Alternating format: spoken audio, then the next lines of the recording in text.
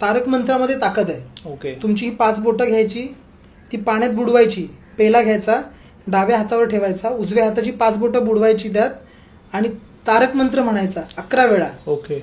आणि ते अभिमंत्रित जल आहे ना तुमच्या संपूर्ण घरात शिंपडायचं. ओके. लोक म्हणतात इथं मीठ ठेवा, तिथं मीठ हा, ठेवा, हा, हा. कशाला तुम्ही खर्चात पडताय. Correct correct. इथं खड्याची वाटी ठेवा, मग ते फ्लश करा, हा. घरातल्यांना ताप, मग ती आई शिव्या घालणार, अरे मीठ एवढं वाया घालवतोय. हा. सरळ पाणी घ्यायचं, बिन पैशातला उपाय हा. पाणी घ्यावं, त्यात 5 बोटं डुबवायची आणि तारक मंत्र 11 वेळा म्हणायचा. ओके. आणि ते अभिमंत्रित पाणी तुम्ही घरामध्ये शिंपडा. एखादी आजारी व्यक्ती असेल, रोगी व्यक्ती असेल, त्याला ते तीर्थ म्हणूनच तुम्ही द्या. पेढा तुमच्या हातात आल्यानंतर तुम्ही प्रसाद म्हणून ग्रहण केलात तर तो तुम्हाला बाधणार नाही, पण तुम्ही मिठाई म्हणून खाल ना अतिरिक्त तर तो तुम्हाला बाधणार. करेक्ट. ज्याने विठ्ठल मात्रा घ्यावी त्याने पथ्य सांभाळावी.